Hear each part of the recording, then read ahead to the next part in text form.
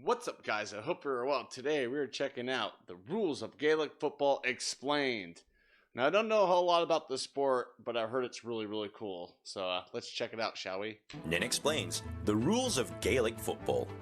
Gaelic football is an Irish sport played with two teams of 15 players each.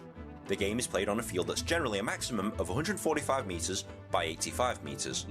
These are the goals, which are 6.5 metres wide, and the crossbar, which is 2.5 metres above the ground.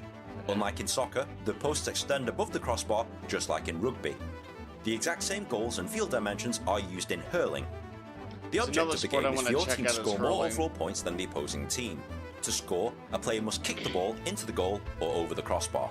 If they successfully kick the ball under the crossbar into the net, this is a goal and is worth 3 points. If a player kicks or fists the ball over the crossbar but between the posts, this is a point and this scores 1 point. Awesome. The game is played in two 30-minute halves for a combined playing time of 60 minutes. Highest score at the end of time wins. Any game that results in a draw must be replayed. Wait, there's more, isn't there? Oh yeah, Gaelic football looks complicated, and moving the ball around the field is the most difficult part to understand. There's a lot of things you can and can't do to move the ball up the field in Gaelic football. You can move the ball by kicking it out of your hands, kicking it along the ground, and running with the ball in your hands so long as it's not more than 4 steps. If after 4 steps you want to keep the ball, you must hop the ball off your foot to be eligible to take another 4 steps. This is known as soloing and is the equivalent of dribbling in soccer. You can also choose to solo the ball by bouncing it from the ground, but you're not allowed to do that twice in a row. Therefore, most players alternate between hopping it from the foot and bouncing it on the ground. A player can catch the ball with his hands in the air. A player can hand pass to a teammate where you slap the ball with an open palm. And a player can fist the ball where you strike the ball to a teammate with a clenched fist. However, a player cannot touch the ball on the ground with his hands or lift it with his knees.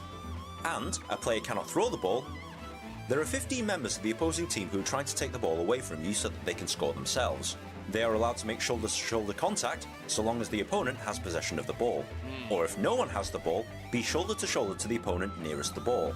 They're also allowed to use their hands to block shots or to knock the ball out of your grasp. So it's if you're used to Australian rules football, this may seem very familiar, but there's a few other things that you'll need to understand before playing or going to a game. For example, free kick. A free kick is a restart in play, usually after a foul. If a foul occurs, a free kick is awarded either at the spot of the foul, where the ball lands after a foul, or the 13-metre line for fouls inside the 13-metre area. A player has to declare whether to play the ball out of his hands or from the ground. Foul. If a player commits any of these infractions, a foul is assessed and the other team is awarded possession of the ball by way of a free kick. A player can also be cautioned with a yellow card, sent off with a black card but a substitute may replace him, or a red card where you are sent off the pitch without a substitute replacement. Penalty kick. If a foul was committed on a player with a legitimate chance to score, a penalty shot will be given to the attacking team. The ball is placed on the ground at the 13-metre line and only the goalkeeper can guard the net. Just like in soccer, it's one kick only and any goals scored count towards the overall score. Substitution. A team is allowed to substitute up to 5 players per game. Very similar to soccer, the players must wait in the substitution area and players must enter or exit at the designated area only, and only in a stoppage of play. To the uninitiated, Gaelic football seems ridiculously complicated. But once you understand the rules, it becomes a pretty cool sport to watch. If you found this video at all helpful, please like, share with your friends, comment, rate and subscribe.